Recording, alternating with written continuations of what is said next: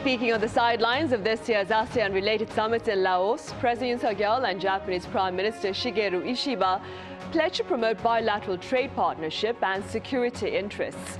Their intentions were covered by the foreign media, including Japanese newspapers. We have more on Press Perspective today.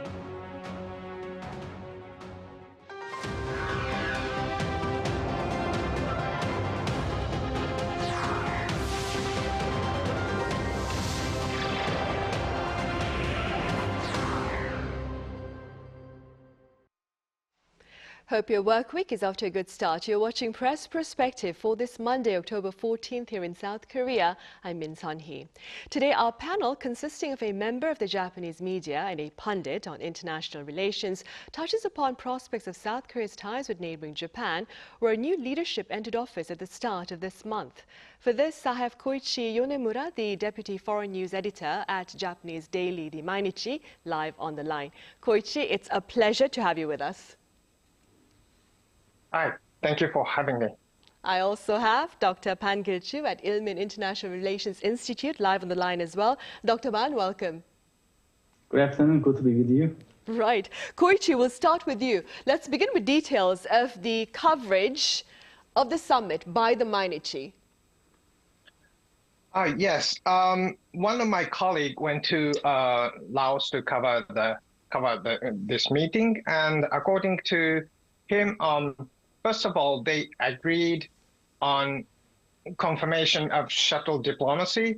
Also, as you next year marks the 60th anniversary of normalized diplomatic relations between Japan and South Korea. So they confirmed plans to strengthen cooperation in areas such as personal exchanges, economy, and so on. And of course, they also share the concerns about North Korea, especially North Korea and Russia's developing collaboration in military area. And according to Japanese Foreign Ministry, the atmosphere was very positive and friendly. And during this 40 minutes dialogue conversation, even they exchanged some sort of jokes to create friendly atmosphere. Right, a light-hearted banter also took place during the summit, as Koichi, you said. And Dr. Pan, as a pundit on international relations, what were your takeaways from the summit between President Yeol and Japanese Prime Minister Shigeru Ishiba? Basically, I feel the same way with Mr. Koichi. If I add more, I would say that the bilateral summit between the two leaders in Laos contributed to making the United States rest assured, as well as continuing the normalized bilateral relationship between South Korea and Japan. Why do I think like that? First, the communication between the two leaders was fast enough to ease concerns about the rise of contingency caused by the latest change in Japan. The ROC President Yoon talked to Japanese Prime Minister Ishiba on the phone one day after his inauguration. Moreover, the two leaders met each other in Laos just 9 days after his inauguration, which was the new Prime Minister's first meeting with a foreign political leader. This fast tempo meeting shows how important the two leaders think of the bilateral relationship between the two countries. Second, agendas were substantial enough, even in a situation where the diplomatic platform in Laos served as a meeting to get to know each other. The two leaders agreed to be more cooperative with setting up the relationship next year on the 60th anniversary of the establishment of the diplomatic relationship. They also discussed other agendas such as how to streamline an immigration process and how to counter North Korea's nuclear program. With this insight in mind, the Laos meeting has implications on two aspects. First, this meeting will help prevent North Korea from making miscalculations. To put it another way, deterrence continues to work in Northeast Asia, even under the latest change in Japan, which is one of the three countries to maximize coordination to counter North Korea's nukes. Second, it helps guarantee continuity in policies such as TSCF, Trilateral Security Cooperation Framework between South Korea, the United States, and Japan, as well as the shuttle diplomacy between South Korea and Japan. All in all, the Laos summit was fast and substantial enough for policy continuity and sustainable coordination for countering North Korea. Right, and staying with this atmosphere of optimism, Koichi, some believe the historical divide between South Korea and Japan can be bridged under the Ishiba administration, given his, and I quote, progressive views on thorny historical issues. Do you agree, Koichi? Well, I think there is a bit of misunderstanding about expression of progressive, because Ishiba is not regarded as a progressive figure. Actually, he recently published a book about his policy, and the title of the book is Conservative Politician. So he's not progressive, but I think his approach is just based on common sense, because he argued a couple of times on his book and speech that it is very important for Japanese people to consider the perspective of Korean people regarding colonial rule and annexation. And also, he is aware that the historical issues are weak point for Japan. It is obvious that Japan now upholds higher standards of freedom and human rights compared to China, Russia, or North Korea. But still, if we do something that attracts international scrutiny, such as paying visit to Yasukuni Shrine, then it will harm Japan's reputation. And Ishiba is very aware of that. So he will not create problems on this matter, I believe, but also he will not make significant concessions on apologies or concessions on historical matters. That's what I think. He's a very realistic person. And domestically speaking, Koichi, how does Prime Minister Ishiba's stance then on Japan's colonial history look to affect his approval rating at home, do you think? Actually, well, in recent poll of Mainichi, our newspaper, Ishiba's cabinet had a 46% approval rate, and which is not particularly high for newly started administration. And because about maybe 10 to 20%, maybe 20% of his party has more conservative view on historical issues and quite critical to Ishiba's approach. But having said that, majority of Japanese are not that interested or focused in the historical issue.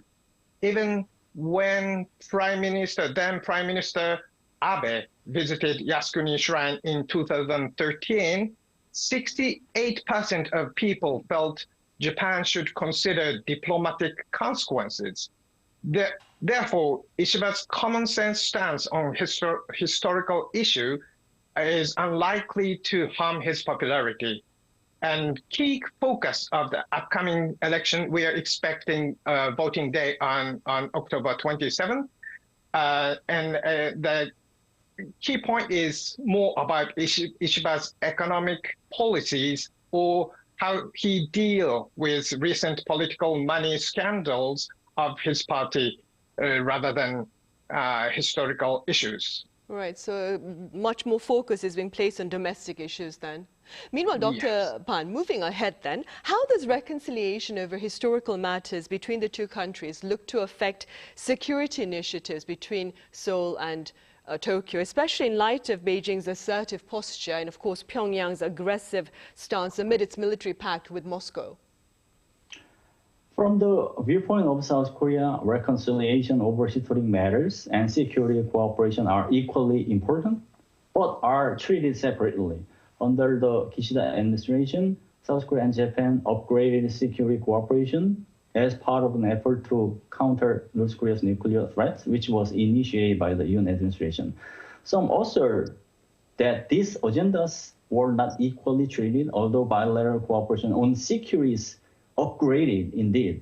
In some sense, this is particularly true in the sense that former Prime Minister Kishida was not willing enough to directly grapple with historical matters. Despite this unequally treated mechanism, the two countries hurry to step up security coordination because of North Korea's growing nuclear threats and the illegal deal between North Korea and Russia. Meanwhile, if the two agendas are equally treated, the bilateral security cooperation is expected to be significantly enhanced because more domestic audiences in Korea are most likely to be supportive of the policy coordination between the two countries. In this vein, Prime Minister Ishiba's progressive or more rational views are expected to improve the bilateral relationship between the two countries much more. Furthermore, if Prime Minister Ishiba is enthusiastic about reconciliation over historic matters, indeed, it means that Japan fills the remaining half of the glass where it was filled by South Korea. Thus, Prime Minister Ishiba's will to reconcile historical matters is greatly helpful for improving bilateral coordination to counter North Korea's threats and the new alliance between North Korea and Russia. However, the reconciliation over historical matters by Japan has little something to do with the bilateral coordination in countering growing China in a situation where South Korea seeks a bilateral summit with China under the posture of inclusive diplomacy. And staying with security within this particular region, Koichi, do you believe the Ishiba administration will push for perhaps a regional security mechanism amid the geopolitical uncertainties worldwide? Well, he mentioned, Prime Minister Ishiba mentioned about ASEAN NATO, and it was a big. We are having big debate discussion in Japan too. But I think I read couple of his books, and I think Ishiba's concept of Asian NATO lacks clear definition and plans. Even himself once said that it is just a starting point for a discussion. So the question he has is whether our existing deterrents are sufficient given the rapidly expanding military strength of China and North Korea. And if it is insufficient, then what should we do? And he already told LDP members to start those discussions. And some LDP members close to Ishiba are now talking about Japan's participation in the AUKUS security framework, which consists of US, UK, and Australia.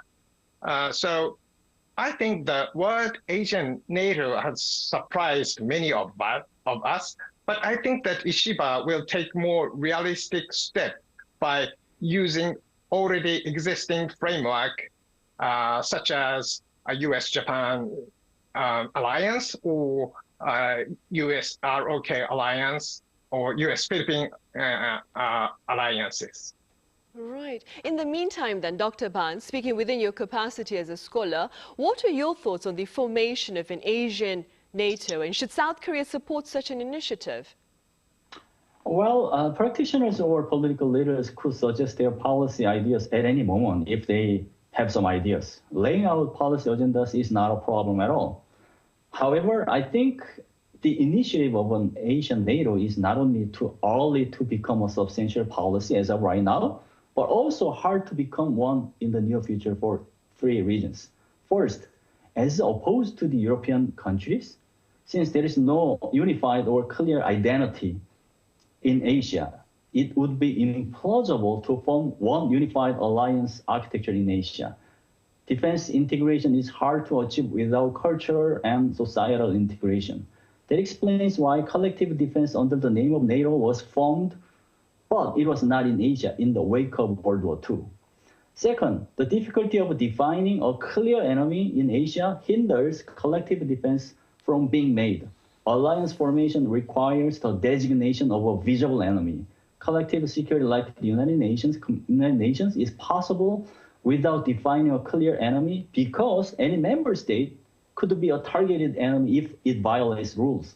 However, under the collective defense, a clear enemy is necessary. For example, NATO was formed under the recognition of Russia as the number one enemy.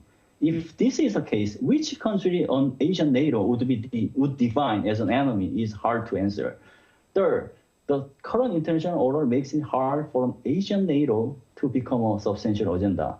The current security order, often defined as the new Cold War, is technically transitional, which means nobody knows at the moment where an international order will end up in the future.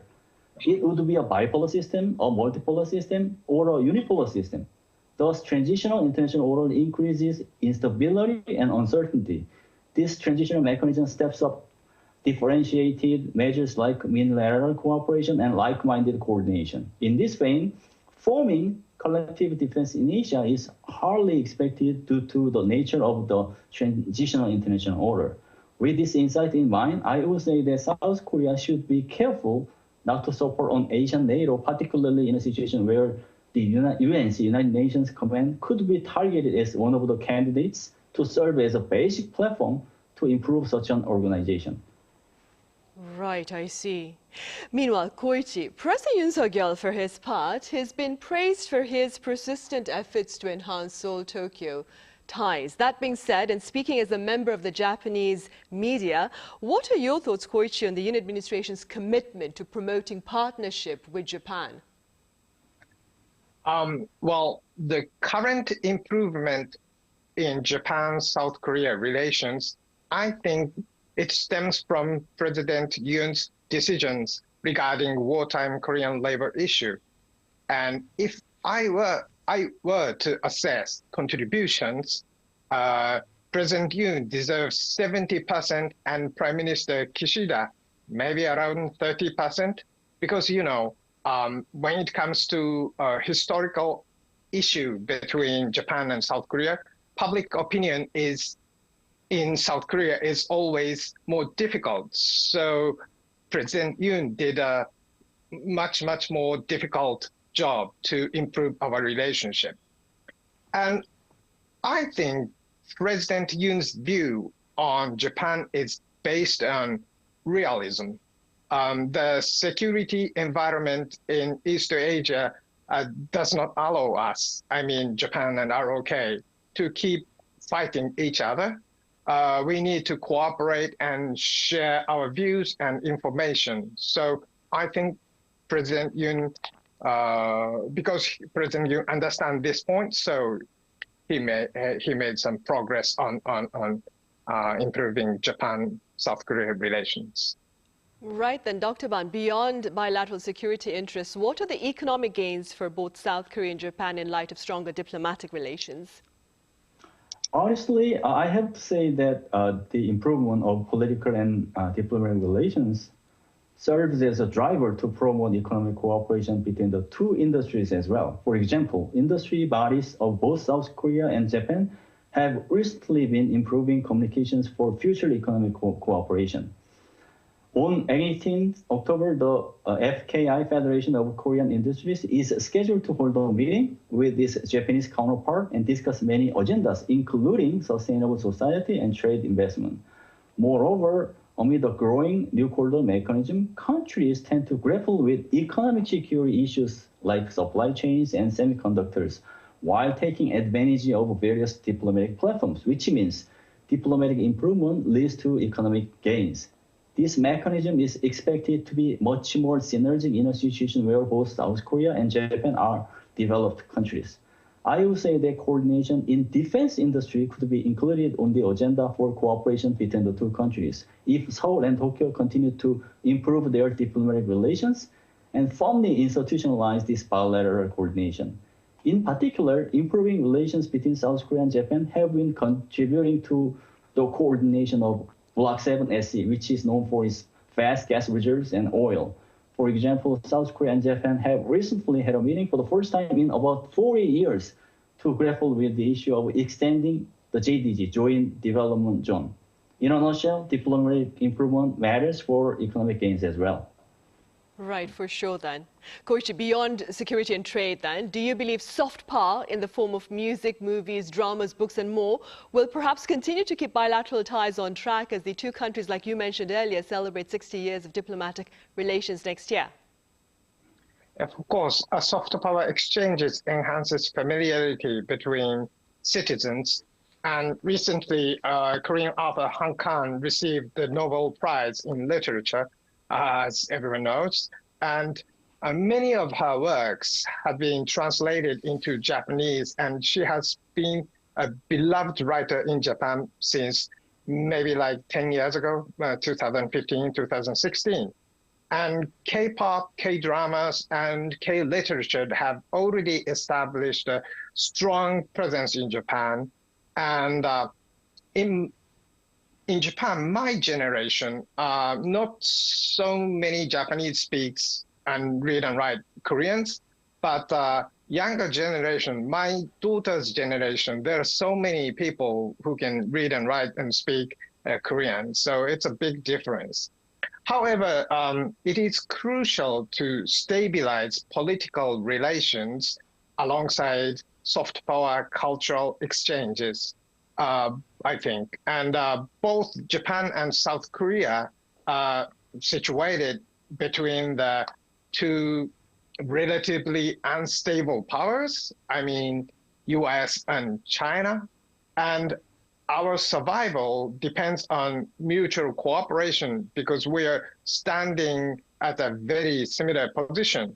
So I think it is very important for this understanding to spread among the citizens of both countries. Right, the members of the public, of course. All right, Koichi, as always, thank you so much for your time and your thoughts today. And Dr. Ban, thank you very much for your insights.